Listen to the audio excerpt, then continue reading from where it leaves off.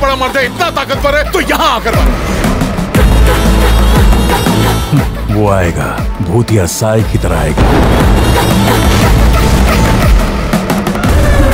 आत्मा निकालेगा। अबे उससे मारा किसने? पूजा शुरू करते पारेन। হ্যাঁ গো গিন্নি, ঠাকুর মশাই তো পুজোয় বসে গেছেন।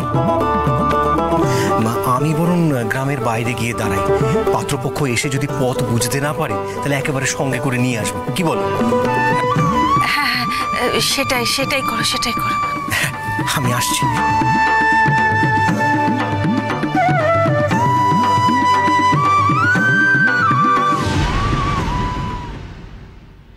অবাক হয়ে যাচ্ছি আমি, তোমরা বাড়িতে এতগুলো লোক করোটা কি? জানো আজ রুদ্রকে নিয়ে আশীর্বাদে যাব, ওকে বাড়িতে আটকে রাখতে পারলে না? আমি কি করব?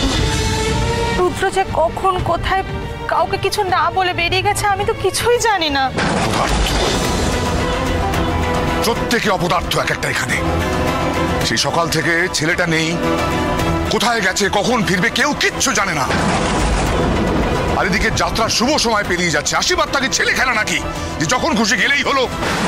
এরপর বের হলে সঠিক সময়ে পৌঁছাতে দেরি হয়ে যাবে বাবাটা, আর আশীর্বাদও সময় মতো হবে না, এতে তো আরো অমঙ্গল হবে। তাহলে আমি কি করবো বলো?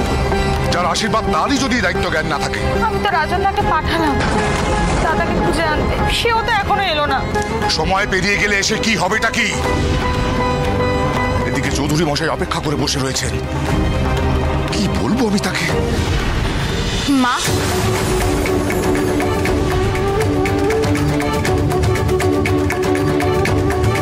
রাজন্না দাদা কোথায়?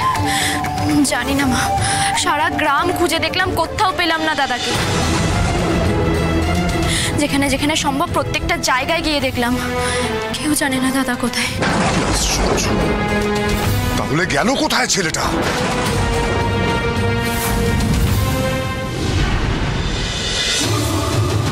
হ্যাঁ রে নন্দন, তোরা জানিস তো ওরা এই পথে আসবে?